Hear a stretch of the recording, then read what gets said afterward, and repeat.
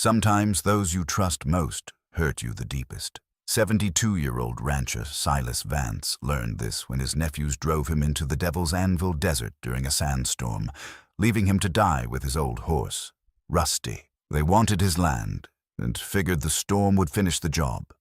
But Silas refused to quit. When starving coyotes circled through the night, he stood guard with a makeshift torch, protecting his faithful animal until dawn. When the sun rose and the storm cleared, what Silas found buried in the sand didn't just save his life. It made him the richest man in the state. What could a deadly sandstorm uncover that would turn a dying cowboy into a millionaire? Before we jump back in, tell us where you're tuning in from, and if this story touches you, make sure you're subscribed because tomorrow I've saved something extra special for you. The Vance Ranch sat in a valley where the morning light came late and the evening shadows arrived early, nestled between two red rock ridges that had stood watch over the land for longer than any man could remember. Silas Vance had worked this earth for 47 years, ever since he'd married Martha, and they'd scraped together enough money to buy the place from old Jeremiah Hoskins. The ranch house itself was modest, weathered cedar siding that had turned silver gray under decades of sun and wind, a wide porch that sagged slightly on the south end, and a roof that Silas had patched more times than he could count. But it was home, and that meant something. On this particular morning, 3 weeks before everything would change, Silas stood in the barn doorway watching the sun climb over the eastern ridge. His hands, gnarled and spotted with age, rested on the worn handle of a pitchfork. Those hands had mended thousands of fences, delivered countless calves, and held his wife's hand through 31 years of marriage before cancer took her 5 years ago. He still wore his wedding band, a simple gold circle that had grown thin with time. The barn smelled of hay and leather and horse, a smell that had become as familiar to Silas as his own breathing. Dust motes danced in the slanting light, and somewhere in the rafters, barn swallows called to their young. This was the world he understood, a world of simple rhythms and honest work, where a man's word meant something and a handshake sealed a deal. "Morning, old friend," Silas said, making his way to the fourth stall where Rusty stood, head lowered over the feed trough. The horse was a 23-year-old quarter horse, rust-colored as his name suggested, with a white blaze down his face and 3 white socks. He'd been Martha's horse originally, the one she'd ridden when they'd go out to check the fence lines together. After she passed, Silas had kept Rusty close, unable to part with one of the last living connections to his wife. Rusty lifted his head at Silas's approach, ears forward. The horse had developed a limp in his right front leg about 6 months ago. Arthritis, the vet had said. Common in older horses. Nothing to be done about it except keep him comfortable and limit his work. Silas ran his hand down Rusty's neck, feeling the warmth of the animal's body, the solid presence that had carried him through so many days on this land. "You and me both getting on in years," Silas murmured, pulling a sugar cube from his shirt pocket. Rusty's soft lips tickled his palm as the horse took the treat. "But we've still got some time left in us, don't we?" The sound of tires on gravel interrupted the morning's peace. Silas looked toward the house and saw a black pickup truck pulling into the yard, one he recognized immediately. His jaw tightened. Raymond and Carl, his sister's boys, coming to visit. They'd been showing up more frequently in recent months, always with suggestions about how he should run the place, always with that tone in their voices that said they thought he was too old to make his own decisions. Silas left the barn and walked toward the house, moving with the careful gait of a man whose knees remembered every fall from a horse, every day spent in the saddle. He was tall still, though not as tall as he'd been in his youth. His shoulders had rounded slightly with age, but there was still strength in his frame, the kind of strength that came from a lifetime of physical labor. Raymond climbed out of the driver's side, a thick-set man in his early 40s with thinning hair and a gut that hung over his belt. Carl emerged from the passenger side, younger by 2 years, leaner with sharp features and eyes that never seemed to settle on any one thing for long. Both wore clean jeans and boots that had never seen a day of real work, and both had that same look on their faces that Silas had come to dread, a mixture of false concern and barely concealed impatience. "Uncle Silas," Raymond called out, voice too loud for the quiet morning. Hope we're not catching you at a bad time. I was tending to Rusty, Silas said, stopping a few feet from the truck.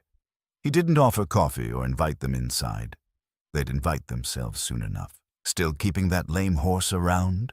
Carl said, shaking his head. Man, you need to make some practical decisions.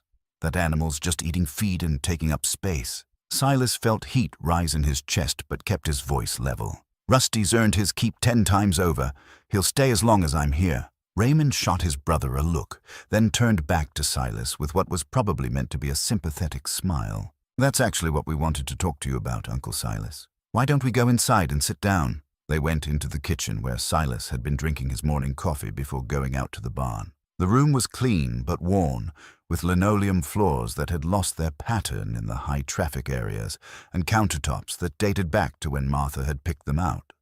Her presence was still everywhere, in the curtains she'd sewn, in the cookie jar shaped like a rooster that she'd loved, in the way the morning light hit the window over the sink. Raymond and Carl sat at the kitchen table without waiting to be asked. Silas remained standing, leaning against the counter with his arms crossed. Uncle Silas, we need to talk seriously about your situation here, Raymond began, folding his hands on the table like a banker about to explain why a loan couldn't be approved.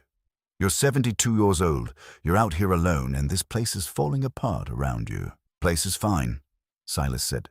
I keep up with what needs keeping up with. The roof leaks, Carl interjected. The fences are sagging. You've got maybe 12 head of cattle left when you used to run 200. Face it, you can't manage this place anymore. I manage just fine. Raymond sighed, a theatrical sound meant to convey patience wearing thin. Look, we're not trying to be harsh. We're family, and we care about you. But you're not getting any younger, and this land is too much for one old man to handle.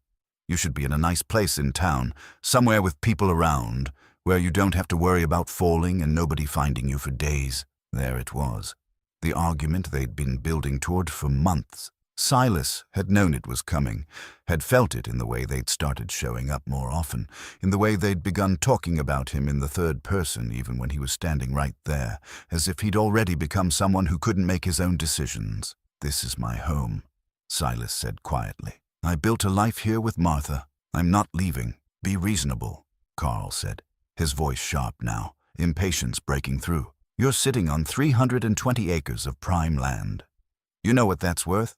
You could sell this place, live comfortably for the rest of your days, and not have to break your back trying to keep up with work you're too old to do. Who said anything about selling? Raymond and Carl exchanged a glance, and Silas saw something pass between them, some unspoken communication that made his stomach tighten. We've been talking to some developers, Raymond said, leaning forward. There's interest in this land. Good interest. The kind of money that could set you up real nice in a retirement community. Plus, leave something substantial for the family. The family, Silas repeated. You mean you two? We're your only living relatives, Carl said, spreading his hands. Who else is there? You don't have kids of your own. When you're gone, this place comes to us anyway. We're just trying to make things easier for everyone while you're still here to enjoy the benefits. Silas looked at these two men, his sister's sons, and tried to remember them as boys. He'd taught Raymond to ride a horse when the boy was 8 years old. He'd helped pay for Carl's college textbooks when money was tight. But whatever those boys had been, these men sitting at his kitchen table were strangers, speaking a language he didn't recognize. A language where home meant real estate, where a man's life work was measured in acreage and dollar signs, where blood relation meant nothing more than inheritance rights. I want you to leave, Silas said. And don't come back unless you're invited. Raymond's face hardened. You're making a mistake, old man. This place is too much for you. Something's going to happen. You're going to fall or have a heart attack or run out of money. And then what? You'll be stuck out here with nobody to help you and no options left. That's my problem, not yours. Fine, Carl said, standing up so abruptly his chair scraped against the floor. Be stubborn, but don't come crying to us when reality catches up with you. They left in their clean truck, kicking up dust as they drove away too fast down the ranch road. Silas stood on the porch and watched them go, feeling something cold settle in his chest. He'd heard threat beneath their words, seen calculation in their eyes. These weren't men who took no for an answer. These were men who wanted something and would find a way to get it. The rest of the day passed in the familiar routines that had structured his life for decades. He fed the cattle, checked the water tanks, mended a section of fence that had come loose. Rusty followed him around the paddock, limping slightly but staying close, and Silas found comfort in the animal's presence. The horse asked nothing of him except kindness and the occasional sugar cube. There was something pure in that, something uncomplicated that reminded Silas why he'd chosen this life. As evening approached and the shadows grew long across the valley, Silas stood by the fence line and looked out at his land.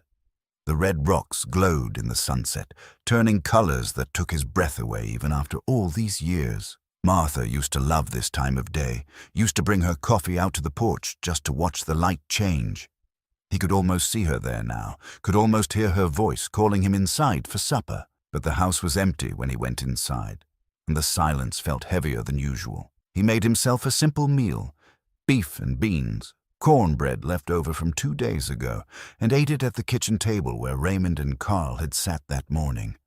Their words lingered in the air like smoke, a contamination he couldn't quite clear away. Silas looked down at his hands, at the calluses and scars that told the story of his life. These hands had built this place. These hands had held his wife through good times and bad. These hands had earned the right to stay here until the day he died. He wouldn't let anyone take that from him. Not his nephews, not developers, not the march of time itself. This land was his, and he would hold it as long as he had breath in his body. But as he cleaned his dishes and prepared for bed, Silas couldn't shake the feeling that something had shifted today, that some line had been crossed. His nephew's visit had felt different this time, more aggressive, more final. They hadn't been making suggestions. They'd been delivering an ultimatum, whether they'd said it plainly or not. He checked the doors before turning in, something he rarely bothered with. The desert night pressed against the windows, vast and dark, and somewhere out there, Silas knew, men were making plans that involved his land and his future.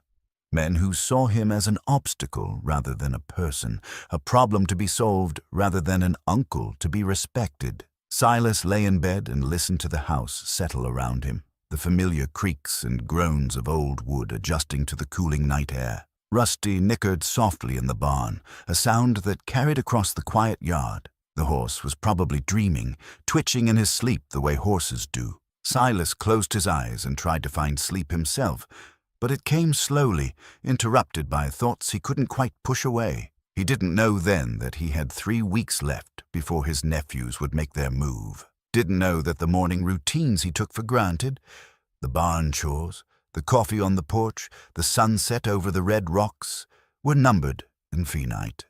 Didn't know that everything he'd built, everything he loved, was about to be tested in ways he couldn't imagine. But some part of him sensed it, the way animals sense storms before they arrive. Some part of him knew that the men who'd sat at his kitchen table weren't done with him, that they'd return with something more than words next time. He just didn't know how far they'd go, didn't know what they were capable of, didn't know that the desert he'd lived beside for 47 years was about to become either his grave or his salvation, depending on how the next few days unfolded. The night deepened, and Silas finally drifted into uneasy sleep, his worn leather work gloves hanging on the bedpost where they always hung, the smell of honest labor still clinging to them, a reminder of the man he'd always been and refused to stop being, no matter what came next. 3 weeks passed in deceptive calm. Silas fell back into his routines, and if he thought about his nephews at all, it was only in passing, a vague unease that he pushed to the back of his mind. He had work to do, animals to tend, a life to live. He couldn't spend his days worrying about what Raymond and Carl might be planning. The morning it happened started like any other. Silas woke before dawn, made his coffee, and headed out to the barn to check on Rusty. The horse greeted him with a soft nicker, and Silas went through the familiar motions of feeding and watering, his hands moving with the muscle memory of thousands of identical mornings. He didn't hear the truck approach until it was already in the yard. 2 trucks this time, Raymond's black pickup and another one Silas didn't recognize, a beat-up Ford that had seen better days. 4 men climbed out, and Silas's stomach dropped when he saw that Raymond and Carl had brought help. The other two were rough-looking characters, the kind of men who got hired for cash and didn't ask questions. "Morning, Uncle Silas," Raymond called out, walking toward the barn with purpose in his stride. "Time for that talk we mentioned. I thought I made myself clear last time," Silas said, moving to stand in the barn doorway, blocking their path. "You're not welcome here." "Well, that's unfortunate," Carl said, coming up beside his brother, "because we're not leaving until this gets settled. We've got papers drawn up, all nice and legal. You sign over power of attorney to us. We'll make sure you're taken care of. Everyone wins." "I'm not signing anything," Raymond sighed, and it wasn't the theatrical sigh from before. This one was colder, more final. "We were hoping you'd be reasonable." "We really were. But you've left us no choice." The two hired men moved forward then, flanking Silas on either side. He tried to push past them, but he was one old man against four younger ones, and the math wasn't in his favor. They grabbed his arms, not rough enough to leave marks, but firm enough to make it clear he wasn't going anywhere they didn't want him to go. "What are you doing?" Silas demanded, his voice rising. "You can't just..." "Can't just what?" Carl interrupted. "Help our elderly uncle who's clearly not thinking straight, who's been out here alone too long and isn't making good decisions anymore. That's how everyone in town will see it, old man. We're the concerned family members trying to help." They marched him toward the house, and Silas fought against their grip, anger and fear surging through him in equal measure. This couldn't be happening. Not here, not on his own land. But it was happening, and his struggles meant nothing against their combined strength. Inside the house, they sat him down at the kitchen table, the same table where they'd made their offer 3 weeks ago. Raymond laid out papers, official-looking documents with places marked for signatures, power of attorney, transfer of assets, language that essentially signed away everything Silas owned. "Sign them," Raymond said, placing a pen in front of him.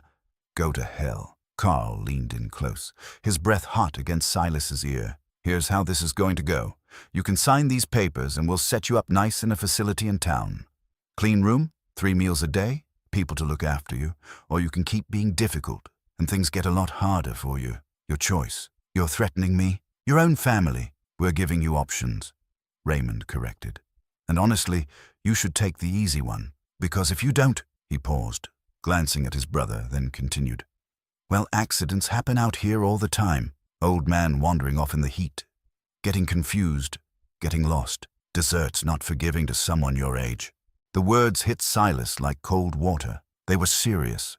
They were actually threatening to... what? Leave him out there. Let him die of exposure if he didn't cooperate. He looked at their faces and saw no mercy, no family resemblance to the boys he'd once known. Just greed and impatience and a willingness to do whatever it took to get what they wanted. "I won't sign," Silas said, his voice steady despite the fear crawling up his spine. "You'll have to kill me first." Raymond and Carl exchanged another look, and Silas saw the decision made in that silent communication. His refusal had pushed them past some invisible line, and now they were committed to a course of action they'd probably hoped to avoid. "All right then," Raymond said softly. "Have it your way." They dragged him back outside, and Silas fought every step, shouting for help even though he knew no one would hear. The nearest neighbor was 6 miles away, and the wind was picking up, carrying his voice away into the vast emptiness of the desert. One of the hired men went to the barn and emerged leading Rusty, the horse limping along on his bad leg, confused and nervous. "What are you doing?" Silas demanded. "Leave the horse alone. You wanted to stay with your precious Rusty," Carl said, opening the gate to the paddock. "So that's what you'll do. You and that lame animal can keep each other company out in the Devil's Anvil." The Devil's Anvil. The name sent ice through Silas's veins. It was a stretch of desert about 5 miles east of the ranch, barren, waterless, and notorious for its killing heat. People didn't go there unless they had no choice, and they certainly didn't go there without water and supplies. And now, Silas looked at the sky. There was weather coming in. He could see the dark clouds building on the horizon, could smell the particular tang in the air that meant a sandstorm was brewing. "You can't do this," Silas said, but his voice had lost its strength. He could see in their eyes that they could, that they would, that they already had. They loaded him onto Rusty's back, the horse shifting nervously beneath him. Silas tried to dismount, but the hired men held him in place while Raymond climbed into his truck. They drove ahead, forcing Rusty to follow, leading them away from the ranch and out toward the open desert. The horse limped along, struggling with the extra weight and the uneven ground, and Silas's heart broke for the animal as much as for himself. They drove for nearly an hour, heading deep into the Devil's Anvil, until the ranch was far behind them, and there was nothing around but sand and rocks and scrub brush that clung to life in the hostile soil. The wind had picked up considerably now, and Silas could taste dust on his tongue. The storm was coming, and it was going to be bad. Finally, Raymond stopped the truck. They were in the middle of nowhere, surrounded by rolling dunes and rock formations that all looked the same.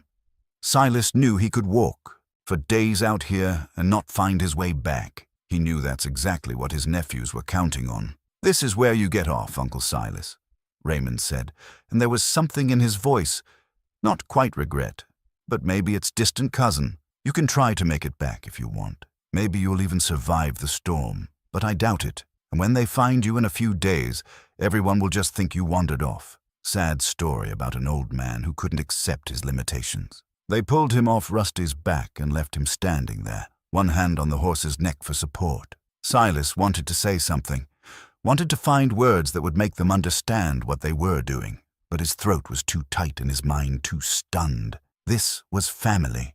This was blood, and they were leaving him here to die. "You'll never get away with this," Silas finally managed. Carl laughed, a harsh sound that the wind caught and scattered. "Get away with what? We tried to help our uncle, but he was stubborn. He wandered off during a storm. These things happen. No one's going to question it." They climbed back into their trucks and drove away, leaving a rooster tail of dust in their wake. Silas stood and watched them go, one hand still on Rusty's neck, feeling the horse's warmth and the steady rhythm of his breathing. The storm clouds were moving in fast now, turning the sky an ugly yellow-brown color that promised violence. Silas looked down at Rusty's leg, at the way the horse favored it, and felt despair wash over him. They'd left him here with a lame horse, no water, no supplies, and a sandstorm bearing down on them. His nephews had calculated everything perfectly. By the time anyone came looking, it would be too late. The first gusts of the storm hit, and sand peppered Silas's face.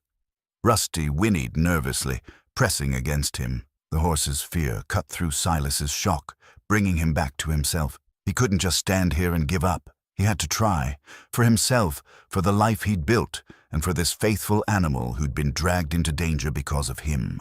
"All right, old friend," Silas said, his voice barely audible over the rising wind. "Let's find some shelter. We're not done yet." He led Rusty forward into the teeth of the approaching storm, searching for anything. A rock formation, a depression in the sand, anything that might offer protection from what was coming. The wind howled around them, and visibility dropped as the storm rolled in like a living thing, hungry and indifferent to the two creatures struggling beneath its fury. The sandstorm hit with a fury that took Silas's breath away. One moment he could see 20 yards ahead, and the next the world disappeared behind a wall of churning sand and dust. The wind screamed across the desert, carrying with it particles of rock and debris that stung any exposed skin like angry hornets. Silas pulled his shirt up over his nose and mouth, trying to filter the air, but sand found its way into everything. His eyes, his ears, the creases of his clothing. Rusty pressed against him, the horse's body trembling with fear and exhaustion. The animal's breath came in harsh gasps, and Silas could feel the heat radiating from the horse's flanks. The limp had gotten worse during their forced march out here, and Silas knew Rusty was in pain. The thought of the horse suffering because of his nephew's greed filled him with a rage so intense it momentarily pushed aside his fear. But rage wouldn't save them. They needed shelter, and they needed it now. Silas squinted into the storm, one hand on Rusty's halter, the other raised to shield his face. The visibility was down to almost nothing now. He could barely see his own boots, let alone any features of the landscape that might offer protection. But he kept moving forward, trusting some instinct he didn't fully understand, some sense that had been honed by nearly 5 decades of living in this country. The ground beneath their feet began to change. Silas felt it before he saw it. the sand giving way to harder packed earth, then to rock. They were approaching one of the Devil's Anvil's many formations, ancient stone shaped by wind and time into strange sculptures that dotted the desert. In better weather, these formations were landmarks. In a sandstorm, they could be either salvation or death traps, depending on how the wind moved around them. Silas pulled Rusty close and felt his way forward, hands outstretched, moving by touch rather than sight. His fingers found rock, rough and sun-heated even in the storm. He followed the stone face, searching for an indentation, a cave, anything that would get them out of the direct blast of the wind.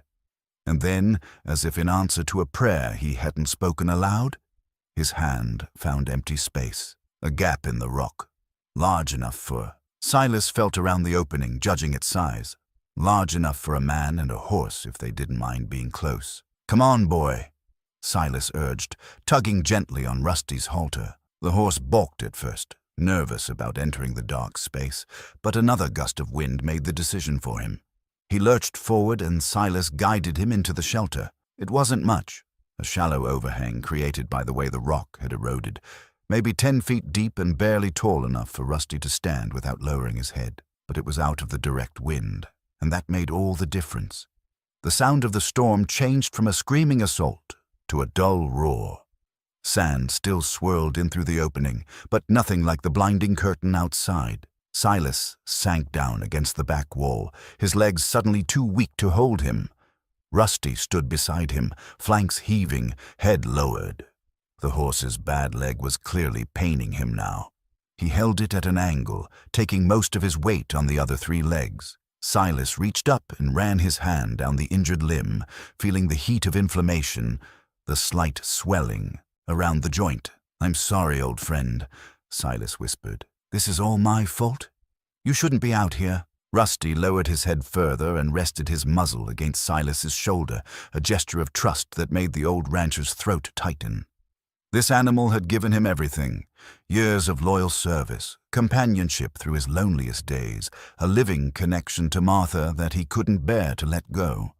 And now Rusty was suffering because Silas hadn't been smart enough, hadn't been careful enough to see what his nephews were planning.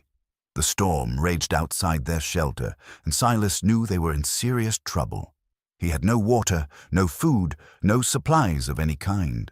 Even if the storm passed quickly, and desert storms rarely did, they would still be stranded miles from anywhere, with a horse who could barely walk and no clear way to navigate back to civilization. The Devil's Anvil was a maze of dunes and rock formations that all looked the same. Men had died out here, experienced men who'd known what they were doing, and Silas was 72 years old with a lame horse and no provisions.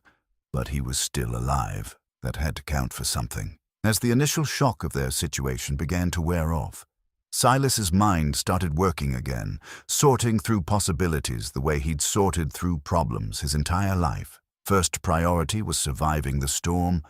Second was finding water. Third was figuring out a way back to the ranch, or at least to somewhere with people who could help. He felt around in his pockets, taking inventory of what he had. His leather work gloves, which he'd been wearing when his nephews grabbed him. A pocket knife, worn but sharp. A book of matches, thank God, that he kept for lighting the occasional cigar. 17 cents in change, and that was it. No compass, no map, no way to call for help. His nephews had been thorough. The light was fading as the storm continued to block out the sun. Silas couldn't tell if it was actually evening approaching or just the thickness of the sand in the air, but either way, darkness was coming, and with darkness in the desert came cold, temperatures that could drop 40 degrees from their daytime highs. Silas's shirt was thin, meant for summer heat, not for the chill of a desert night. And then there was the other problem, the one he'd been trying not to think about. Coyotes. The Devil's Anvil had always had a healthy coyote population. They were drawn by the jackrabbits and ground squirrels that made their homes among the rocks. And they were opportunistic hunters who wouldn't pass up easier prey if it presented itself. A lame horse and an old man would look like easy prey to a pack of hungry coyotes, especially at night when the predators were most active. Silas looked at Rusty, at the way the horse's eyes were half closed with exhaustion, and made a decision. They would survive this night. He didn't know how yet, but he would find a way. He hadn't lived 72 years, hadn't built a life from nothing, hadn't survived losing Martha just to give up and die in the desert because his nephews were too greedy to wait for nature to take its course. The storm showed no signs of letting up. If anything, it seemed to be getting worse, the wind shifting directions, sand piling up in drifts against the rocks. Silas closed his eyes and let himself rest, conserving his strength for whatever came next. Beside him, Rusty's breathing gradually slowed and deepened as the horse dozed, standing up the way horses do. They had shelter for now. They had each other. And somewhere in Silas's chest, beneath the fear and the anger and the exhaustion, a small flame of defiance still burned. His nephews thought they'd killed him. They'd driven away congratulating themselves on a job well done, already mentally spending the money they'd make from selling his land. But Silas Vance wasn't dead yet, and if he survived this, when he survived this, Raymond and Carl were going to learn that there were consequences for what they'd done. You didn't betray family. You didn't leave a man to die in the desert, and you sure as hell didn't mess with someone who'd spent his entire life learning how to survive in this unforgiving country. The storm howled outside, sand hissing against stone, and Silas opened his eyes to watch the world disappear behind curtains of dust and fury. Somewhere out there was his ranch, his home, the life he'd built. He would get back to it. He had to believe that, had to hold on to that certainty like a lifeline, because the alternative, giving up, accepting this as his end, was something Silas Vance simply could not do. Night came to the desert the way it always did, suddenly and completely. One moment there was the murky brown light of the storm-darkened day, and the next there was blackness so total that Silas couldn't see his hand in front of his face. The storm had finally begun to ease, the wind dropping from a scream to a moan, but the darkness it left behind was absolute. Silas sat with his back against the rock wall, Rusty standing close beside him, and listened to the sounds of the desert night. The storm's diminishing roar, the occasional skitter of sand against stone, his own breathing and the horses, and then, carrying across the cooling air, a sound that made his blood run cold, the high-pitched yip and howl of coyotes. They were distant still, maybe a mile or more away, but sound carried far in the desert air, and Silas knew the animals were on the move, hunting, searching for food, and sooner or later they would catch the scent of horse and man sheltering among the rocks. Rusty heard them too. The horse's head came up, ears pricked forward, body tensing. A soft nicker escaped him, nervous and questioning. Silas reached up and laid a calming hand on the horse's neck. "Easy, boy," he murmured. "I'm not going to let anything happen to you." It was a promise that felt hollow, even as he spoke it. What could one unarmed old man do against a pack of hungry coyotes? His pocket knife would be useless against multiple attackers. His hands, strong as they still were, couldn't hold off teeth and claws in the dark. But then Silas's fingers touched the book of matches in his pocket, and an idea began to form. Fire. Coyotes feared fire. Every animal did, really. It was primal, instinctive, bred into them over millennia of evolution. If he could make a fire, keep it burning through the night, it might be enough to keep the pack at bay. The problem was fuel. This shallow overhang didn't offer much in the way of burnable material. Silas felt around in the darkness, his hands searching the ground, and found only sand and rock. But wait, he'd seen scrub brush earlier, before the storm hit. Dead, dry brush that grew in twisted clumps wherever it could find purchase in the harsh soil. Some of it had to be nearby. Silas waited until the wind dropped further, until he could see the faintest outline of the opening to their shelter against the slightly less dark sky beyond. Then he patted Rusty's neck and said, "Stay here. I'll be right back." He crawled toward the opening, moving slowly, careful not to spook the horse. The moment he left the shelter, the residual wind hit him, nowhere near as strong as before, but still carrying sand that stung his face. He couldn't go far. He'd never find his way back in the darkness. So he stayed close to the rock face, moving by touch, searching for anything that would burn. His hands found it after several minutes of careful exploration. A dead bush, its branches dry and brittle, growing in a crack between two boulders. Silas snapped off as many branches as he could carry, then felt his way back to the shelter. Inside, he arranged the wood carefully, making a small pile near the opening where smoke could escape but the wind wouldn't extinguish the flames. The first match flared bright in the darkness, momentarily blinding him. He touched it to the driest twig, watched it catch, then carefully added more fuel. The small fire grew, pushing back the darkness, and Silas felt something in his chest unclench slightly. Not safety, they were far from safe, but a weapon against the night at least. The coyote howls came again, closer now. Silas counted voices in his head, at least 4. Maybe 5. A decent-sized pack. They would be organized, efficient hunters who could bring down prey much larger than themselves when working together. In the firelight, Silas could see Rusty's eyes rolling white with fear, could see the way the horse trembled. "I know," Silas said softly. "I'm scared too, but we're going to be all right." He fed another branch to the fire, then crawled back out into the darkness. He needed more wood, enough to last through the night. This time he ranged a bit farther, always keeping one hand on the rock face to guide him back, gathering every piece of dry brush he could find. 2 trips, 3. Each time he returned with his arms full, adding to the pile inside the shelter. By the 4th trip, he heard them. Not howling now, but closer sounds. The soft pad of feet on sand, the panting of animals on the move. They'd found the scent.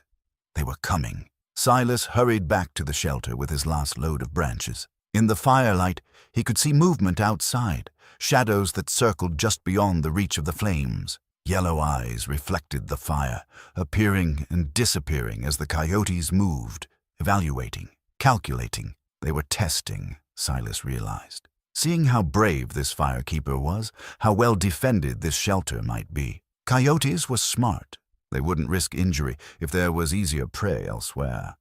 But if they sensed weakness, if they thought they could get to the horse, one of them darted forward, quick as thought, teeth snapping at empty air just at the edge of the firelight. Rusty screamed, a high, terrified sound, and lunged backward, nearly falling in the confined space. His bad leg buckled, and he went down to his knees before scrambling back up, all his weight on his 3 good legs. "Hey!" Silas shouted, grabbing a burning branch from the fire and thrusting it forward. The coyote yelped and retreated, but not far. The others moved in closer, emboldened by their companion's near success. Silas realized with sinking certainty that they weren't going to give up. They could smell blood now. Rusty had scraped his knee in his fall, nothing serious but enough to fill the air with the scent of prey. They could smell fear. They knew the horse was injured, vulnerable, and they had all night to wait for an opening. So Silas planted himself at the entrance to the shelter, the burning branch in one hand, his pocket knife in the other. Behind him, Rusty stood on trembling legs, sides heaving. The fire burned between them and the circling pack, but Silas knew the wood wouldn't last forever. Already his pile was half gone. He'd have to make another run for fuel soon, and when he did, the largest coyote, a male who seemed to be the pack leader, stepped into the firelight. He was big for his kind, maybe 50 pounds of muscle and teeth, with a scarred muzzle that spoke of previous fights. He stared at Silas with eyes that held a cold, calculating intelligence, assessing the old man the way Silas had assessed countless opponents over his long life. "You're not getting him," Silas said, his voice steady despite the fear racing through his veins. "You hear me? You're not getting my horse." The coyote's lip curled, revealing teeth that gleamed in the firelight. Then he threw back his head and howled, a sound that brought answering calls from his packmates. They were gathering, coordinating, preparing for a concerted rush. Silas tightened his grip on the burning branch and prepared to fight for both their lives. 72 years old, one pocket knife, one makeshift torch, standing between a pack of predators and a lame horse who trusted him. The situation was impossible. The odds were ridiculous. Any sensible person would give up, would save himself and leave the horse to its fate. But Silas had never been particularly sensible, and giving up wasn't in his nature. He'd survived ranch work, survived loss, survived 7 decades of life's challenges. He'd survived his nephew's betrayal and a killer sandstorm. He'd be damned if he'd let some coyotes write the ending to his story. "Come on, then," Silas called to the circling pack, raising his torch higher. "Let's see what you've got." The pack leader tensed, muscles bunching for the attack, and Silas braced himself for the longest night of his life. The attack came from 3 directions at once. The pack leader charged straight ahead while 2 others flanked from the sides, a coordinated assault that spoke of experience and hunger. Silas swung his torch in a wide arc, catching the leader across the muzzle. The animal yelped and fell back, but one of the flanking coyotes got through, teeth snapping at Rusty's haunches. The horse kicked out instinctively, his hoof connecting with the coyote's ribs and sending it tumbling backward with a pained cry. Silas lunged forward with his knife, more to scare than to strike, and the remaining attacker retreated, but they'd learned something valuable in that first rush. The old man could only defend one direction at a time. The horse was panicked and unpredictable, but confined to the small space.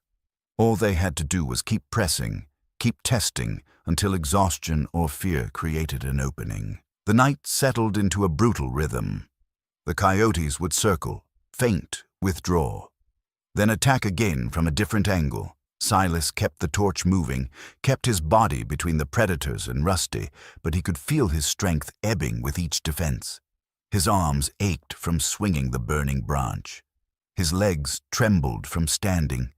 The adrenaline that had fueled him at first was giving way to simple, grinding fatigue. Rusty stood pressed against the back wall, eyes rolling white, foam flecking his muzzle. The horse's bad leg was barely touching the ground now, and Silas knew the animal was in agony. But Rusty stayed on his feet, stayed ready to kick if anything got past Silas's defense. There was something profound in that, the horse's determination to fight despite his pain, his trust that Silas would protect him, his refusal to give up even when giving up would have been easier. "That's it, boy," Silas murmured during a lull in the attacks. "That's it. Just a few more hours till dawn. We can make it." But could they? Silas looked at his dwindling pile of firewood and knew the answer was far from certain. He had maybe an hour of fuel left, 2 at most if he rationed carefully. After that, it would be just him and his knife against 5 hungry predators. The math wasn't encouraging. He thought about Martha then, about the way she used to look at him when he'd come in from a hard day's work, that mixture of exasperation and affection that had defined their marriage. She'd have something to say about this situation, probably something along the lines of, "Silas Vance, you stubborn old fool, why didn't you just let them take you to town?" But she'd also understand why he couldn't, why this ranch, this life, this independence meant more to him than safety or comfort. Martha had chosen this life too, had worked beside him for 31 years without complaint, had loved the land as much as he did. She'd understand that some things were worth fighting for, worth dying for if it came to that. He wondered what she'd make of Raymond and Carl. Her sister's boys, technically her nephews too, though Martha had never been particularly close to her sister. They'd visited once or twice when Martha was alive, always with their hands out, always angling for something. Martha had seen through them even then, had warned Silas to be careful around them. He should have listened better. The pack leader rushed again, this time from Silas's blind side. Teeth grazed his calf, tearing through denim but not quite reaching skin. Silas spun and brought the torch down hard, forcing the animal back. But the coyote had drawn blood, not his, but enough to tell him the old man was slowing down. The attacks would increase now. They sensed weakness. Silas's hands shook as he added another branch to the fire. The flames had died down to coals, and he couldn't afford to let them go out completely.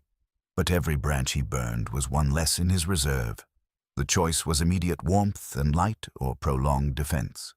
He chose warmth, building the fire back up, hoping the increased light would keep the pack at bay a little longer. Behind him, Rusty whinnied softly, a sound of exhaustion and pain. Silas turned and saw the horse had lain down, finally unable to stand any longer on his injured leg. Rusty's flanks heaved, breath coming in gasps, and his eyes held a look that Silas recognized. The look of an animal who had reached the end of his endurance. "No," Silas said, moving to the horse's side, momentarily forgetting the circling predators. No, don't you give up on me. Come on, old friend. We're so close. He knelt beside Rusty and ran his hand along the horse's neck, feeling the sweat-soaked coat, the rapid pulse beneath the skin. This animal had carried Martha through countless mornings, had been her favorite, her companion, the one she'd chosen when they still had the money to be choosy about such things. Rusty wasn't just a horse. He was the last living piece of her, the last connection to those years when Silas hadn't been alone. "I'm sorry," Silas whispered, his voice breaking. "I'm so sorry I got you into this." Rusty turned his head and rested his muzzle against Silas's chest, the gesture so full of trust and affection that it nearly broke him. Here in the darkness, surrounded by predators, facing death in the cold desert night, this horse was offering comfort, asking for nothing except Silas's presence, forgiving everything. Silas felt tears on his cheeks and didn't bother wiping them away. 72 years of living had taught him that some moments deserved tears. That strength wasn't about never breaking down, but about getting back up after you did. He'd cried when Martha died.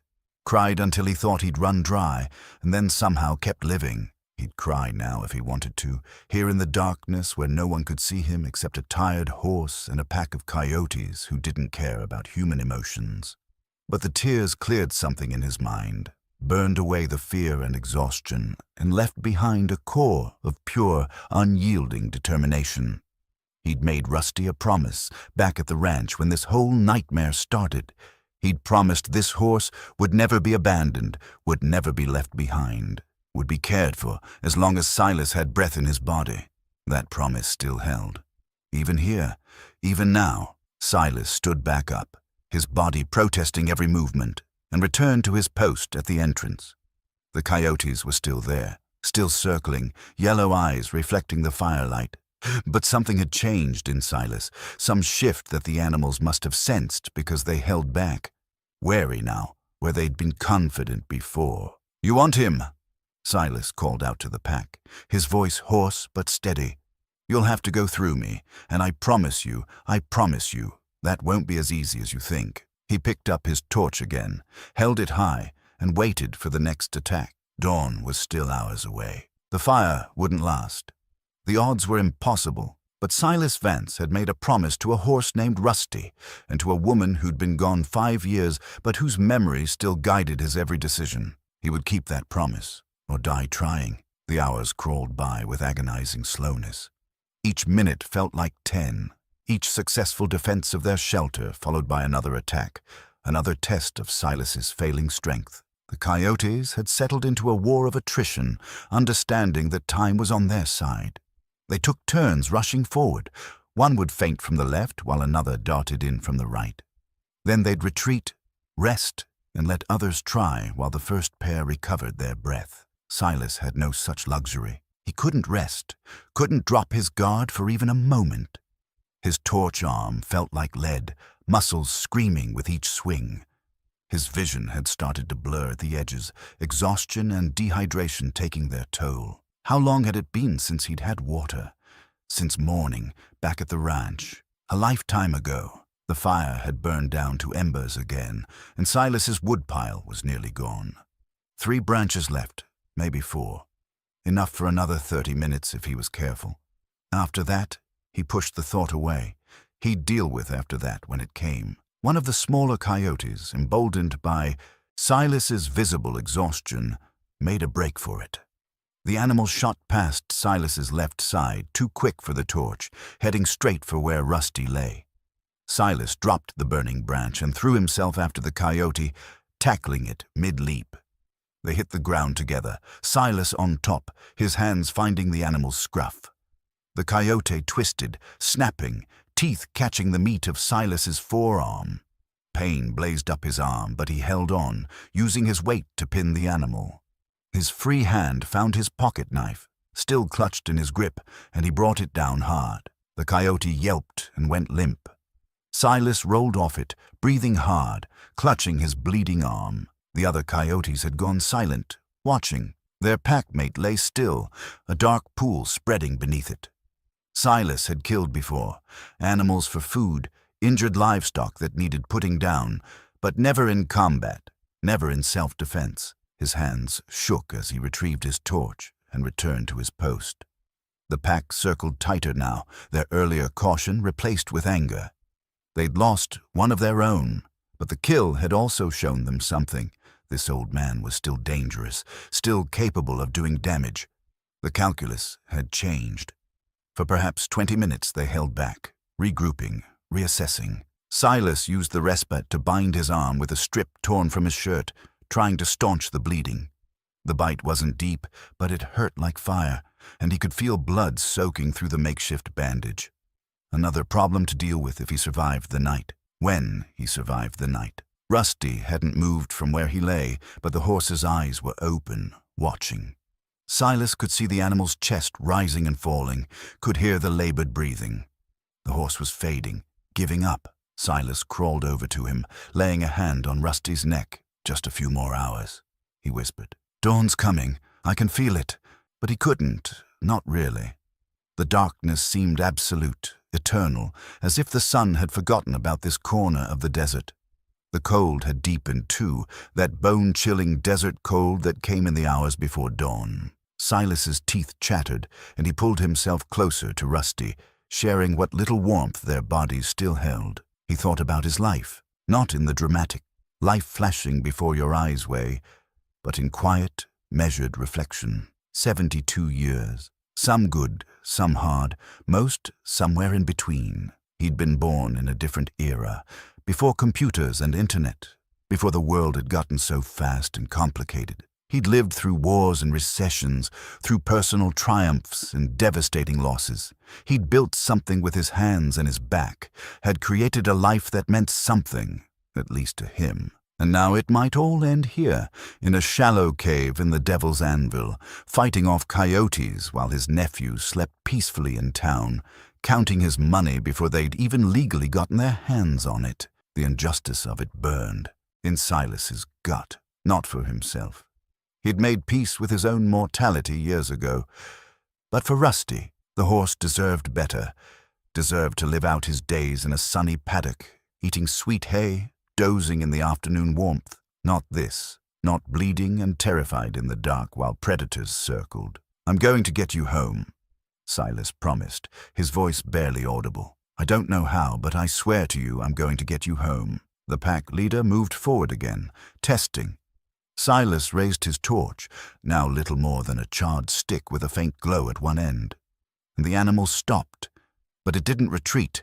It stood there, 10 feet away, staring at Silas with those calculating yellow eyes, weighing options, measuring the old man's remaining strength. Silas stared back, refusing to blink, refusing to show weakness. This was what it came down to in the end. Pure will, pure stubborn refusal to quit. He'd spent his whole life not quitting. Not when the bank threatened foreclosure in '82, not when Martha got sick, not when the droughts came or the cattle died or the loneliness nearly crushed him. He'd endured because that's what you did. You endured. The pack leader took another step forward, then another. Silas's torch was almost out now, just a faint red glow. His last 3 branches were behind him, too far to reach without turning his back on the advancing coyote. His knife was ready, but he knew one knife against a determined predator wouldn't be enough. Not anymore. He was too tired, too hurt, too old. And then, just when Silas thought this was it, this was the final moment, he saw something on the horizon, the faintest lightening of the sky, so subtle he almost missed it. Not full dawn, that was still an hour or more away. But the first hint of it, the promise that the sun hadn't forgotten after all. The pack leader saw it too. Silas watched the animal's ears swivel, catching sounds Silas's old ears couldn't hear. The desert was waking up. Daytime hunters would soon be stirring. The coyote's window of opportunity was closing. For another endless minute, the standoff continued. Silas and the coyote, each refusing to back down. Then, with a final shake of his head, the pack leader turned and trotted away. The others followed, silent as ghosts, melting into the pre-dawn darkness. They'd lost one of their own, expended energy on a kill that hadn't materialized, and now faced a day of hunting with nothing to show for it. But they were alive. And in the desert, that was what mattered. Silas watched them go, not daring to believe it was really over. Only when the last tail disappeared behind a dune did he let himself collapse, the torch falling from his nerveless fingers. He lay on the cold sand, every muscle in his body screaming, his wounded arm throbbing, his throat raw with thirst. But he was alive. Rusty was alive. They'd made it through the night. The sky continued to lighten, turning from black to deep purple to a soft gray. Silas pulled himself up and crawled to Rusty's side. The horse's eyes were open, watching the same sky, seeing the same promise of dawn. "We did it, old friend," Silas whispered. "We actually did it." But relief was tempered by reality. They'd survived the night, but their problems were far from over. No water, no food, miles from help. A lame horse who couldn't walk far, and Silas himself was in no condition to make the journey back alone. As the first rays of sun crested the horizon, painting the desert in shades of gold and red, Silas forced himself to think practically. They needed to move, needed to find water, needed to figure out a way back to civilization. But first, just for a moment, he let himself rest. Let himself feel the warmth of the rising sun on his face. Let himself be grateful for one more morning, one more day of life. Whatever came next, they'd face it together. The sun climbed higher, and with it came the brutal heat that made the Devil's Anvil infamous. Silas sat with his back against the rock wall, conserving what little energy he had left. His wounded arm throbbed steadily, and his throat felt like sandpaper. Dehydration was setting in. He could tell by the headache building behind his eyes, the way his thoughts seemed to move through mud. Rusty had finally managed to stand again, though he kept most of his weight off his bad leg. The horse stood at the entrance to their shelter, head lowered, looking out at the transformed landscape. The storm had reshaped the desert, moving dunes, exposing bedrock, creating a terrain that looked alien, even to Silas's experienced eyes. "We need to move," Silas said aloud, as much to motivate himself as to communicate with the horse. "Can't stay here. Need water." But where? The nearest water source Silas knew of was a seep spring about 3 miles north, if he could even find it in this rearranged landscape. 3 miles might as well be 30 with Rusty's leg in his own condition. Still, staying here meant dying slowly of thirst. At least moving gave them a chance. Silas stood, using the rock wall for support, and took a step toward the opening, then stopped. Something outside had caught his eye, something that didn't belong. The storm had scoured away a massive section of the sand dune they'd sheltered behind. Where yesterday there had been 15 feet of sand sloping away from their position, now there was bare rock and compacted soil, and something else, something metallic, reflecting the morning sun in a way that natural stone didn't. Silas squinted against the brightness, trying to make sense of what he was seeing. A flat surface, dark iron or steel, protruding from the exposed ground at an angle. It was maybe 20 feet away, partially buried but clearly man-made. His first thought was some kind of modern debris, an old water tank or piece of equipment left behind by prospectors. But as he moved closer, limping on legs that barely wanted to hold him, Silas realized this was older than anything modern. Much older. The metal was heavily oxidized, pitted with age, but he could make out rivets along what appeared to be a seam. And there, as his heart began to beat faster, he could see painted letters, faded almost to nothing but still barely legible. Wells Fargo & Co. A stagecoach. The storm had uncovered a buried stagecoach. Silas's mind raced, sorting through decades of local history and ranch country legends.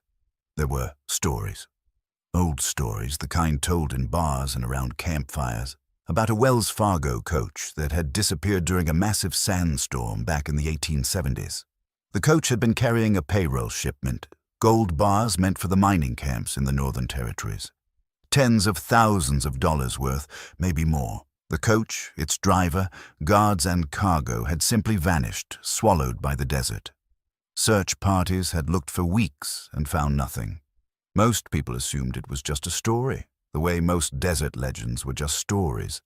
entertaining but ultimately fictional. But Silas knew that every legend started with some kernel of truth. He'd lived in this country long enough to know that the desert kept its secrets until it was ready to give them up. He looked back at the exposed metal, his practical rancher's mind already working through the implications. If this really was the lost Wells Fargo coach, if the cargo was still inside after all these years. No, that was crazy thinking. The gold would have been looted long ago, or it had never existed in the first place, or it had been moved, or any of a dozen other reasonable explanations. But Silas hadn't survived 72 years by ignoring possibilities, no matter how unlikely. He moved closer to the buried coach.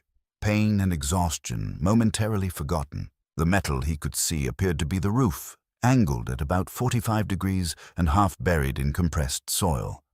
The storm had revealed it, but getting inside would require digging. Silas looked at his hands, thought about his condition, and almost laughed at the absurdity. Here he was, dying of thirst in the desert, considering whether to spend precious energy digging up a probably empty stagecoach on the off chance it might contain a legendary fortune. Martha would have called him 10 kinds of fool. But then again, what else was he going to do?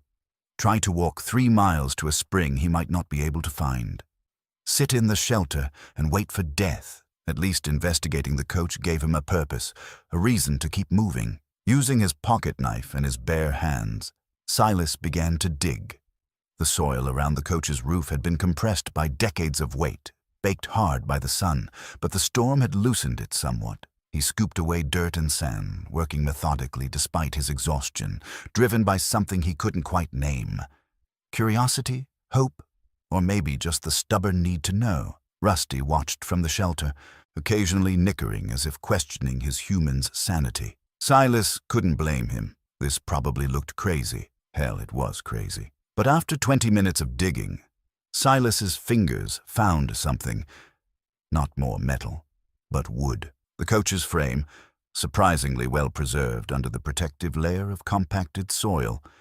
He cleared more area, working faster now, and found what he was looking for. The door, or where the door should be. The wood had rotted away, leaving only the metal frame and hinges. Silas peered through the opening into darkness. The coach's interior was below ground level, still buried, protected from the elements all these years. He couldn't see much, but he could make out shapes. Cargo of some kind, remarkably intact given the decades that had passed. His heart hammered in his chest. This was real. The coach was real, and if the stories were even partially true, he squeezed through the opening, dropping down into the coach's interior. It smelled of old leather and ancient dust, and it was cooler here, out of the direct sun. Silas's eyes adjusted slowly to the dimness.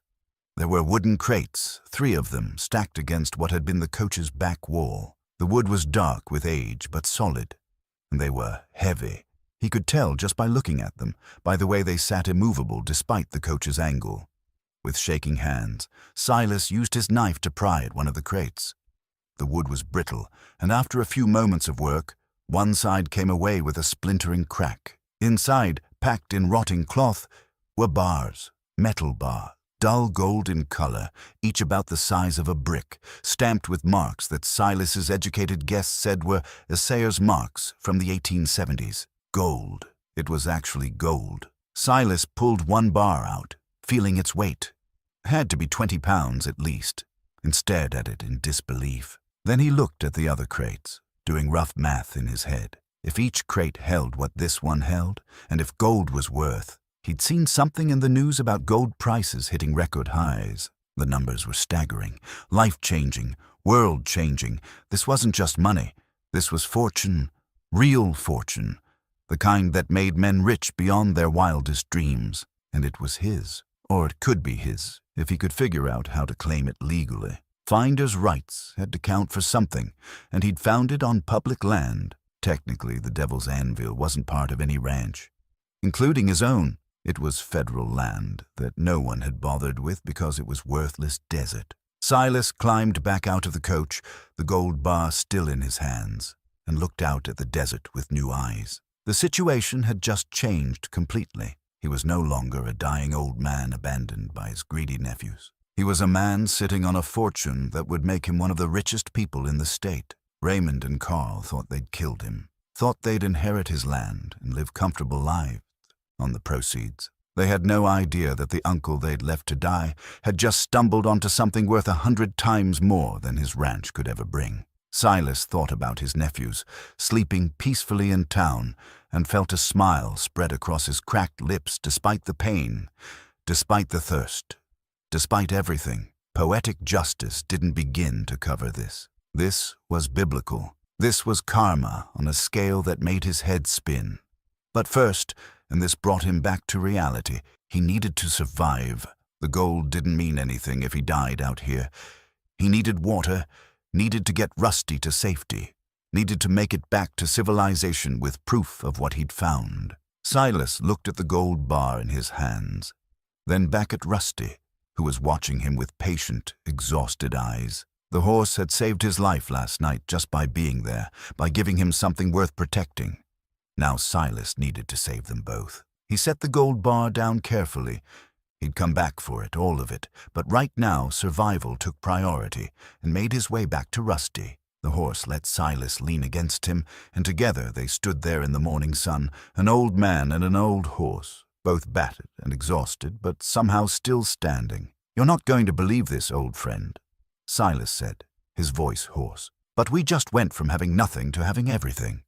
All we have to do now is figure out how to stay alive long enough to enjoy it." The desert stretched out around them, vast and indifferent as always.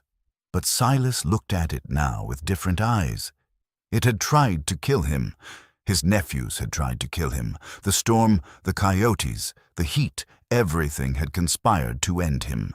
But he'd survived, and more than survived. He'd found treasure beyond imagining. Found it because his nephews had been too greedy and too stupid to realize that sometimes the universe has plans of its own, plans that don't care about what evil men intend. Now all Silas had to do was get home and watch his nephews' faces when they realized the man they'd left to die was about to become the richest man they'd ever met. The discovery of the gold had given Silas new purpose, but it hadn't solved his immediate problems. He was still stranded in the middle of the Devil's Anvil with no water, no supplies, and a horse who could barely walk. The treasure meant nothing if they died out here. Silas forced himself to think practically. Water first. Everything else depended on water. He looked at the landscape the storm had revealed, trying to orient himself. The problem was that the storm had changed everything. Landmarks he'd have used to navigate were gone or altered, buried under new dunes or exposed where there had been cover before. But water followed patterns that storms couldn't change.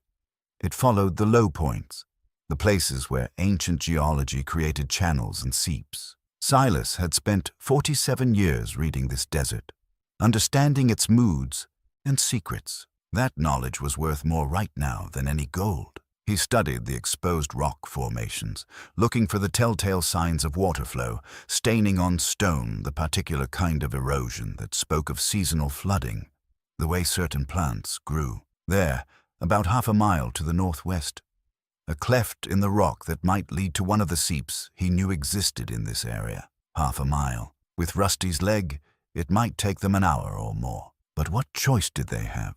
Silas took one last look at the buried stagecoach, fixing its location in his mind. The distinctive rock formation behind it, the angle of the slope, the way the exposed roof caught the light. He'd need to find this place again, and soon. For now, he pulled out his pocket knife and carved a mark in the stone near the shelter, 3 deep gouges in the shape of an arrow pointing toward the coach. Then he added his initials, SV. Silas Vance was here. Silas Vance found this. Silas Vance survived. "Come on, boy," he said to Rusty, taking the horse's halter gently. "Let's go find us some water." They moved slowly across the transformed landscape, Rusty limping heavily, Silas's own gait not much better. Every step was agony, but Silas kept them moving. He talked to Rusty as they walked, keeping his voice calm and steady, the way he'd talked to Martha when she was scared or hurting. The horse seemed to take comfort from it, ears swiveling back to catch the familiar voice. "You know what we're going to do when we get home," Silas said. "First thing, I'm putting you in the paddock with about 6 bales of the best alfalfa hay money can buy. Then I'm calling that vet. You remember Doc Wilson? He'll fix up that leg proper. Then you're going to spend the rest of your days doing absolutely nothing but eating and sleeping in the sun. How does that sound?" Rusty nickered softly, as if in agreement. The walk to the rock cleft took longer than Silas had estimated, closer to 90 minutes. The sun climbed higher, beating down on them with merciless intensity. Silas's lips were cracked and bleeding. His tongue felt thick in his mouth. The wound on his arm had stopped bleeding but was starting to throb with a heat that worried him. Infection was setting in. Another problem that needed addressing, but only if he survived long enough for it to matter. When they finally reached the cleft in the rocks, Silas could have wept with relief. There was water. Not much. Just a slow seep that created a small pool in a depression in the stone, but it was water. He let Rusty drink first, watching as the horse lowered his head and drank in long, grateful pulls. Then Silas knelt and cupped his hands, bringing the lukewarm, slightly alkaline water to his mouth. It tasted like heaven. He drank until his stomach protested, then forced himself to stop and rest. Too much water too fast after severe dehydration could make him sick. He waited 10 minutes, then drank again. The headache that had been building behind his eyes began to ease. His thoughts cleared. The world came back into focus. With water in him, Silas could finally think beyond simple survival. The reality of his situation began to crystallize. He'd found the legendary Wells Fargo gold. A fortune that had been lost for nearly 50 years was sitting out there in the desert, waiting to be claimed. But claiming it wouldn't be simple. He needed to get back to town, needed to report the find to the authorities, needed to establish his rights before someone else stumbled onto it or before his nephews. His nephews. Silas felt rage bubble up fresh and hot. They'd tried to kill him, left him out here to die like an unwanted dog. And they'd probably already started moving on his ranch, filing whatever papers they needed to claim his land and assets. In their minds, Uncle Silas was already dead. But he wasn't dead, and when he walked back into town, when he showed up alive with the treasure that would make headlines across the state, Raymond and Carl were going to have a very bad day, a very bad rest of their lives, actually. Silas sat back against the rocks and let himself imagine it, the look on their faces when he walked into the sheriff's office, the scrambling they'd do to explain why they'd been so certain their uncle was dead. The questions that would be asked about how an elderly man ended up stranded in the Devil's Anvil with no supplies during a sandstorm. He could press charges, attempted murder. They'd try to talk their way out of it, but the hired thugs they'd brought along might not be as loyal when faced with prison time. One of them would talk. And then Raymond and Carl would spend the next 20 years behind bars, watching from prison while Silas lived in comfort on the fortune they'd inadvertently helped him find. The irony was almost too perfect. If they hadn't driven him out here, he never would have sheltered behind that particular dune, never would have been there when the storm uncovered the coach. They'd created the very circumstances that would destroy them. But first, and this was the practical part, the part that reminded Silas why he'd succeeded as a rancher when others had failed. He needed to get home, needed to document everything, needed to make his claim legally bulletproof, and needed to do it quickly, before anyone else discovered what he'd found. Silas looked at the sun, gauging the time. Mid-morning, maybe 10 o'clock. The nearest road was, he oriented himself mentally, about 8 miles west. If they walked through the heat of the day, they'd kill themselves. Better to rest here until late afternoon.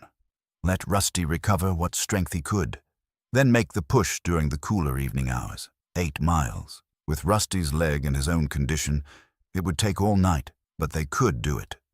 They'd survived worse in the last 24 hours. 8 miles of walking seemed almost easy by comparison. Silas used the waiting time to tend to his wounds. He washed the coyote bite with water from the seep, wincing at the pain, but knowing infection was the real enemy now. He tore another strip from his shirt.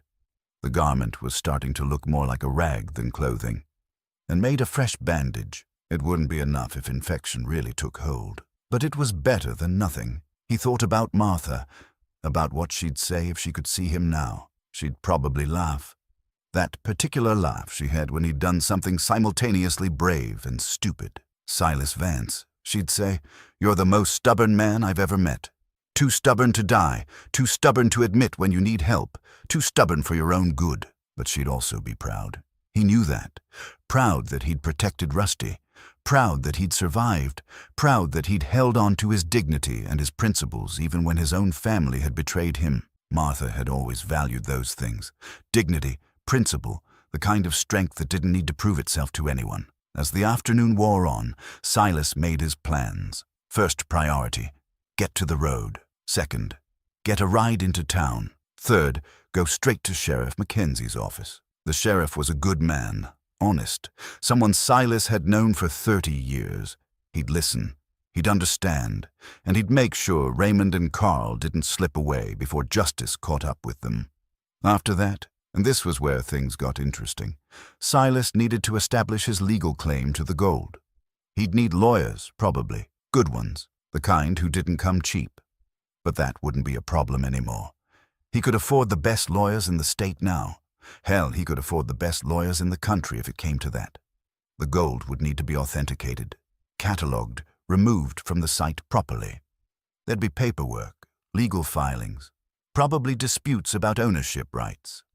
The federal government might claim some of it. The state might want a piece. Wells Fargo's corporate descendants might make a claim. It would be complicated, but Silas had time now. Time and resources. Time to do things right.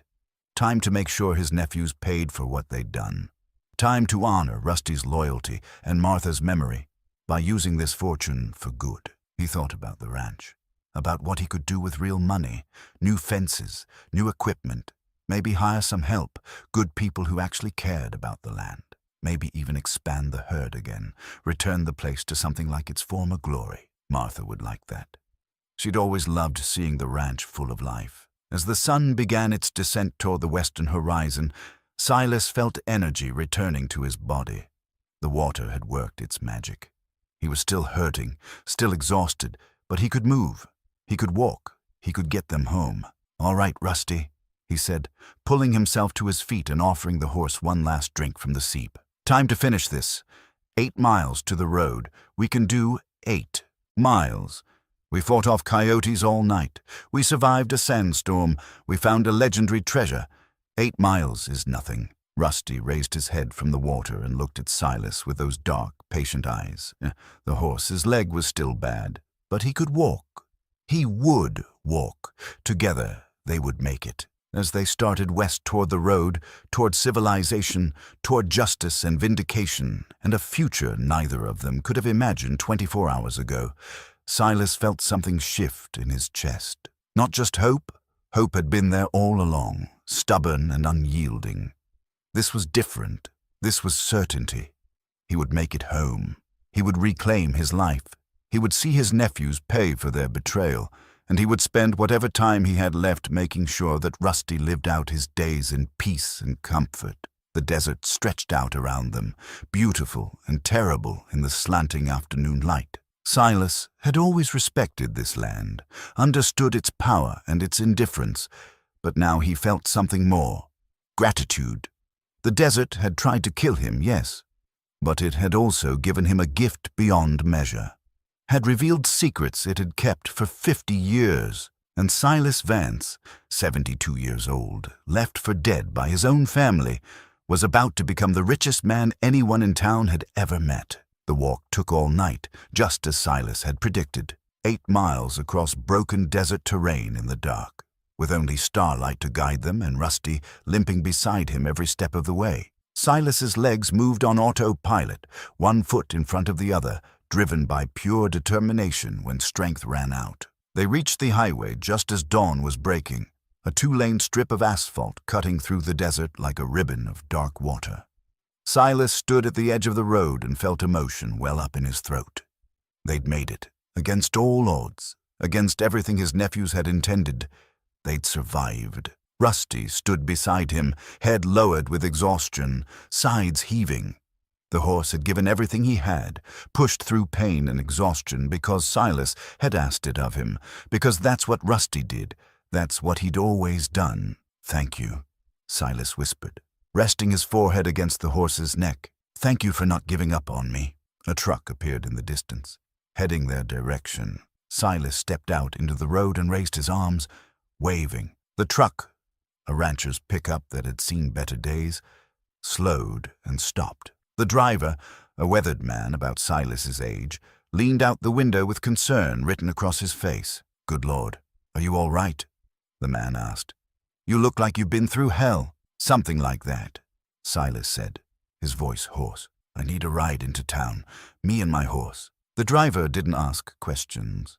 That was the way of ranch country. You helped first and asked for explanations later. He had a horse trailer attached to his truck, empty except for some hay bales. Within 15 minutes, they had Rusty loaded and were heading toward town. "Name's Ed Brennan," the driver said as they drove. "You're Silas Vance, aren't you? Got the spread out near the Red Rocks?" "That's me. Heard talk you'd gone missing. Your nephews have been telling folks you wandered off during the storm. Said they were organizing a search party." Silas felt cold rage settle in his gut. Of course they had. Playing the concerned family members, establishing the narrative before anyone could question it. They were probably planning to find his body in a few days, somewhere easily explainable. An old man who got confused and walked into the desert. A tragic accident. No one would question it. Except Silas wasn't dead, and he had a story to tell that would destroy them. "Take me to the sheriff's office," Silas said. "Not the hospital, not my ranch. The sheriff's office first." Ed glanced at him, taking in the torn clothes, the bloody bandage on his arm, the hollow look in Silas's eyes. "You sure? You look like you need a doctor." "I need the law first. The doctor can wait." They pulled into town an hour later. Word must have spread fast because there were already people gathering, drawn by the sight of Ed Brennan's truck with its unexpected passenger. Silas saw faces he'd known for decades, neighbors and friends, all staring with a mixture of shock and relief. And there, standing outside the general store, were Raymond and Carl. They'd frozen when the truck appeared, their faces going white as they recognized the man in the passenger seat. The man who was supposed to be dead. Silas looked at them through the truck window, meeting their eyes directly, and he saw it all in that moment.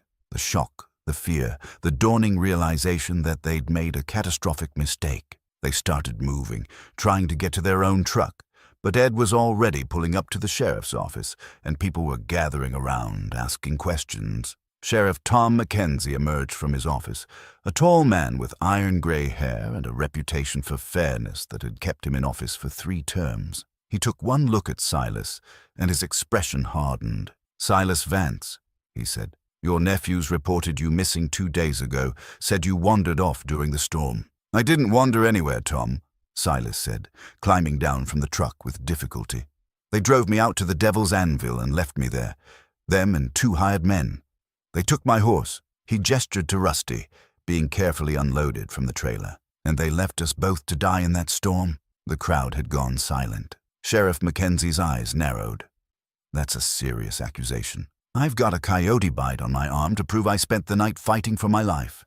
I've got my horse's bad leg that got worse because they forced him to walk 5 miles into the desert. And I've got 2 nephews who are about to run because they know exactly what they did." "Sure, enough." Raymond and Carl were backing toward their truck, faces pale, movements jerky with panic. The sheriff raised his hand.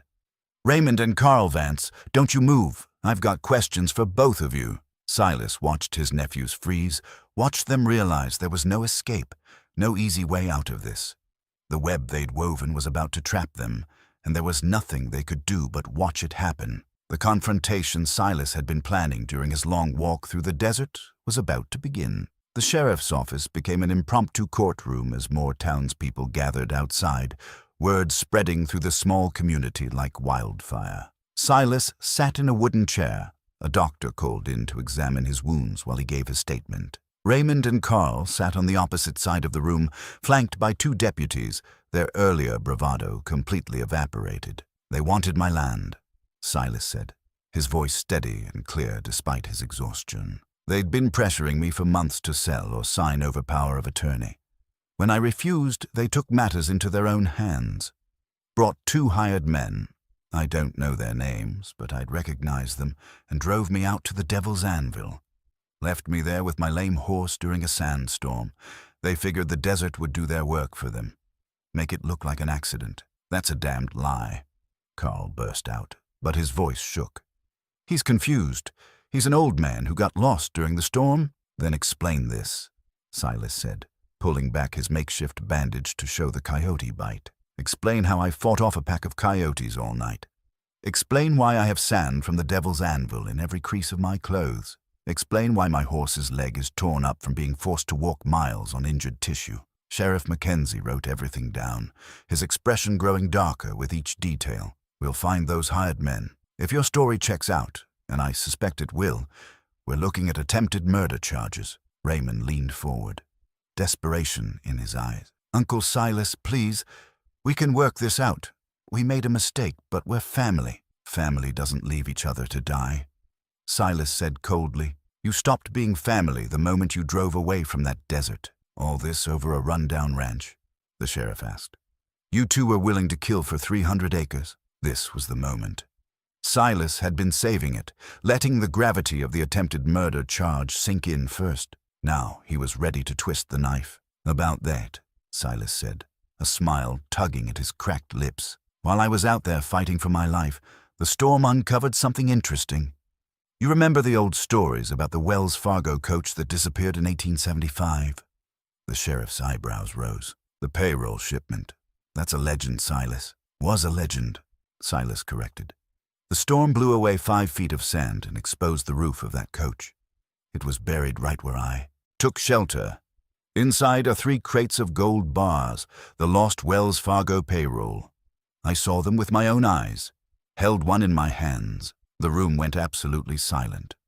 Raymond and Carl's faces had gone from white to gray, their mouths hanging open. They looked like men watching their worst nightmare unfold in real time. I carved my initials at the site, Silas continued. Marked the location. I'm filing a claim today with the proper authorities. Finder's rights on federal land.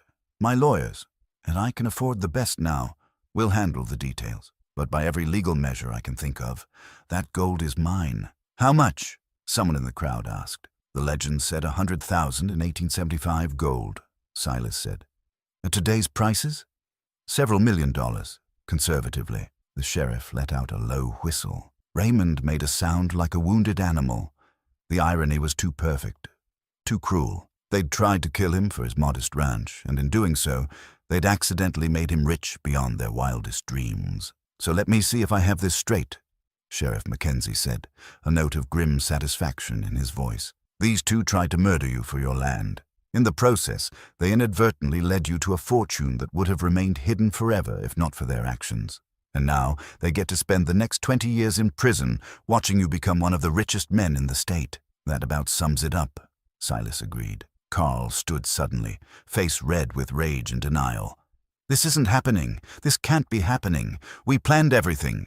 Shut up, Raymond hissed, but it was too late. Carl had just confirmed their premeditation in front of a room full of witnesses. The sheriff stood. Raymond and Carl Vance, you're under arrest for attempted murder.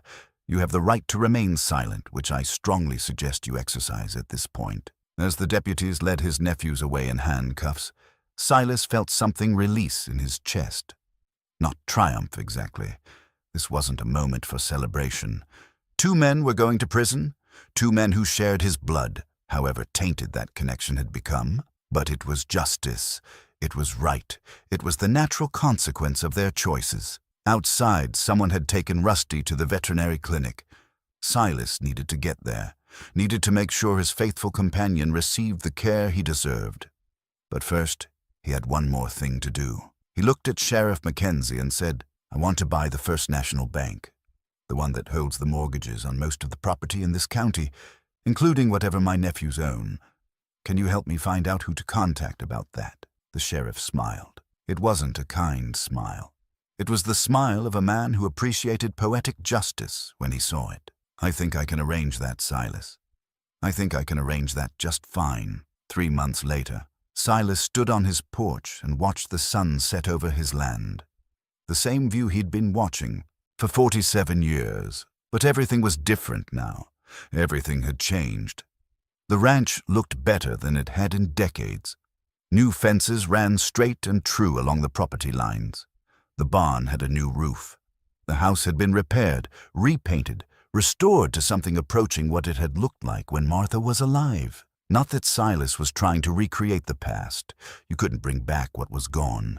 But he was honoring it, maintaining it, showing respect for the life they'd built together. In the paddock, Rusty grazed peacefully alongside two younger horses Silas had purchased. The old horse's leg had healed as much as it was going to. Doc Wilson had done good work, and the months of rest and proper care had made a remarkable difference. Rusty still limped, probably always would, but he was comfortable, content. He'd earned his retirement 1,000 times over, and Silas made sure he wanted for nothing. The legal proceedings surrounding the Wells Fargo gold had been complex, just as Silas had anticipated. There had been claims and counterclaims, hearings and depositions, lawyers from 3 different states arguing about ownership rights. But in the end, Silas's claim had held. Finders' rights on federal land, no living descendants of the original owners, possession being 9/10 of the law. The gold was his, minus the government's cut, which was substantial but still left Silas with more money than he could spend in 10 lifetimes. He'd been careful with it. Invested wisely, set up trusts, made sure that when his time came, the money would go to causes Martha would have approved of. Scholarships for ranch kids, funding for rural veterinary services, preservation of open lands. He'd bought the bank, as promised, and had quietly forgiven several mortgages for families he knew were struggling. He'd done it anonymously, but word got out anyway. That was the nature of small towns. Raymond and Carl were serving 15 years each at the state penitentiary, reduced from the initial 25-year sentences because they'd pleaded guilty. The hired men had testified against them, cutting deals for themselves. The whole sordid story had made headlines for weeks. Silas tried not to think about them much. They'd made their choices. They were living with the consequences. As for Silas himself, he'd settled into a new routine. He'd hired help for the ranch. Good people, a young couple who actually cared about the land and the animals. They lived in the new cabin he'd built on the north end of the property, and they did most of the heavy work now, letting Silas supervise and advise rather than breaking his back at an age when he should be taking it easier. But he still did the morning chores himself, still fed Rusty personally every day, still walked the fence lines when the weather was good, checking for problems, staying connected to the land that had defined his life. He was wealthy now, but he was still a rancher at heart. That hadn't changed. That would never change. The sound of a truck on the gravel drive pulled him from his thoughts. It was Ed Brennan, the man who'd given Silas that crucial ride into town 3 months ago. They'd become friends since then, meeting for coffee twice a week to talk about weather and cattle prices and the small dramas of ranch life. "Evening, Silas," Ed called, climbing out of his truck. "Thought I'd stop by and see how you're settling in." "Settling in fine," Silas said. "Coffee?" They sat on the porch, the newly repaired porch that didn't sag anymore, and watched the light fade from the sky. This was what Silas valued now. These quiet moments with a friend, these simple pleasures that didn't require money or status or anything except being alive and present. "You ever think about what would have happened if that storm hadn't uncovered the gold?" Ed asked eventually. Silas considered the question. "Sometimes. But I don't think it would have mattered as much as people think. I'd have survived anyway. I'd have found a way, and Raymond and Carl would still be going to prison. The gold just made it more interesting." "More interesting," Ed repeated with a chuckle. "That's one way to put it.